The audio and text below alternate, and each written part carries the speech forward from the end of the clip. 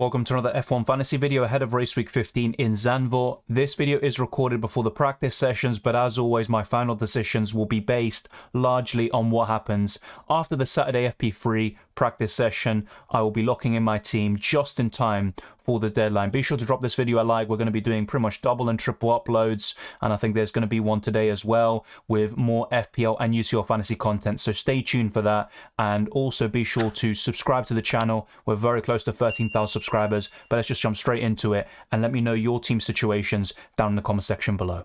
My third team scored 130 points and I took a -10 hit. I got rid of Verstappen for Lewis Hamilton and that backfired immensely. Max Verstappen won the race from 14th position. Meanwhile, Lewis Hamilton retired from the race due to a collision with Fernando Alonso in the first lap. So things didn't go according to plan with my third team, which tends to be my more experimental one. I chased those double streaks, and it just goes to show that sometimes it's not worth it, and there's always going to be a risk. And I remember when George Russell had the double streak in Silverstone, he also got his only DNF of the season, and that's when a lot of us, including myself, brought him in. So 2,296 points is the overall total for my third team. I turbo drive Leclerc, another kind of disaster. Stroll with 11 points, not too bad. Alex Albon with 10. He lost a few race positions technically, but he also finished in the points in 10th position, so very impressive stuff from him.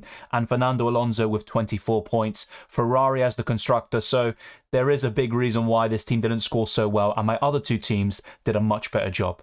While I also had Ferrari in my second team, the rest of it looked fairly solid. So Sainz was my turbo driver, and other than Perez, is probably the best option at my disposal. George Russell, once again, so consistent with a 30-pointer. Sergio Perez with 32. Meanwhile, Fernando Alonso, who also did very well in all of my teams, just continues to do so well, and he is one of the best drivers on the grid. And Kevin Magnussen, I mean, he's just a budget option. Haas haven't been looking too great, but he still scored only 1 point less than Alex Albon, who finished in 10th position. So it goes to show that Magnussen is still worth it, and he's just a really nice enabler for the rest of your team. So my second team is now on 2,646 points overall. My first team is catching up. There's a kind of 80-point difference there, and this team scored 198 points in race week 14 in Spa. But my first team, once again, outscored my second team, and I want this trend to continue until the end of the season. The biggest disappointment was Lando Norris, who was very disappointing overall. I thought he could maybe get into the top 10 and have a very good race,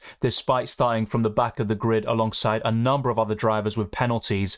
But I got the turbo driver right with Sergio Perez. I also had Carlos Sainz over Charles Leclerc, which I definitely is something that you've kind of been observing throughout the last few races and weeks. And Sainz has had that form. He's been so consistent, and Leclerc has had maybe a few howlers himself, but also from the team, which has largely impacted him and his title chances. Fernando Alonso, I mean, no more needs to be said about him, and Kevin Magnussen, but the big difference, apart from the Sergio Perez and Carlos Sainz duo and the good turbo driver, was having Red Bull with 86 points, a 1-2 finish, an absolute dominant display, and Red Bull are going to comfortably win the Constructors' Championship as well as the Drivers' Championship with Max Verstappen.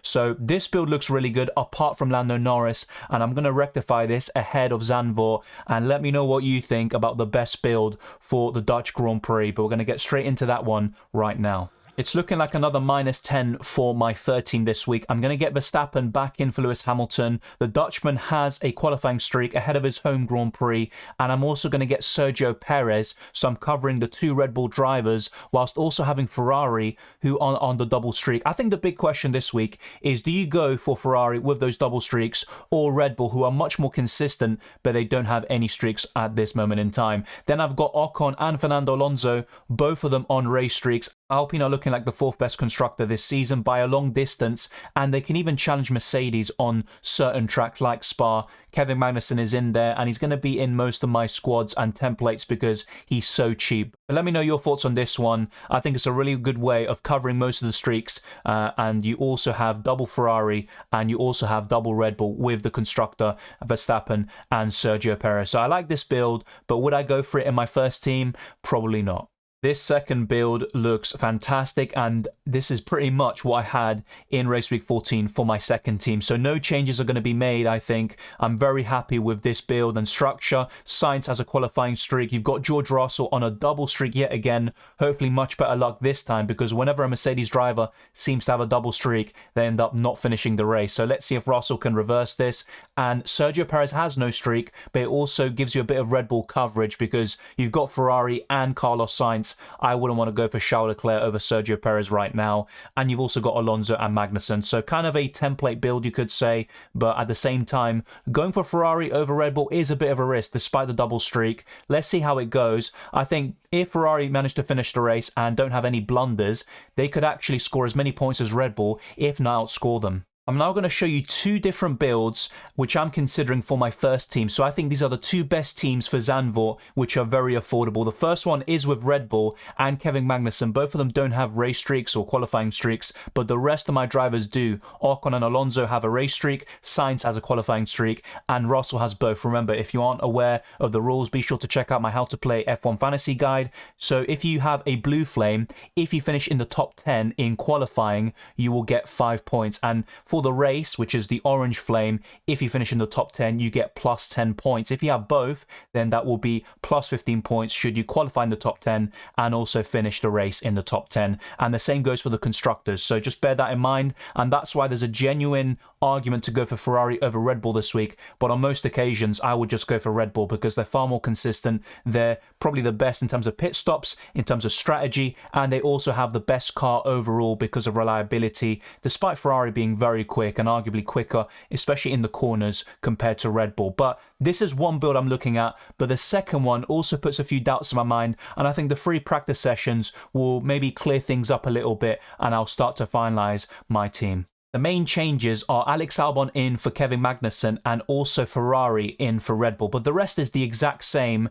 And this is another example of not maybe filling my whole team up with streaks, which you could do to be fair, but it gets a bit difficult when you look at the kind of lower bracket in terms of price, because the likes of Albon, Latifi, Magnussen, etc., they don't have streaks. Even Sebastian Vettel for a little bit more, although I think he's a good option this week potentially, they don't have those streaks. But you have to be a bit careful. Maybe there is a bit of a balance. Do you go for the template or do you fill yourself with streaks and just completely go for it? I think the answer is a bit of both, and it just depends really on these practice sessions, and we'll see what happens. But my opinion is that Red Bull will win the race, and they'll probably be, maybe in terms of the podium, they'll have 2 of the 3 spots. I can see Perez finishing in the top 4 and Verstappen probably winning the race, and then maybe a Ferrari driver in the top 2. And Mercedes are always going to be up there, and they always capitalize when Red Bull or Ferrari fail, especially in terms of reliability. But Mercedes can challenge Ferrari on the race pace, as we saw in Spa. But I do believe Ferrari will improve a little bit more, and they will be a bit more competitive this weekend. But for me, Ferrari won't be as good as Red Bull, yet with those streaks,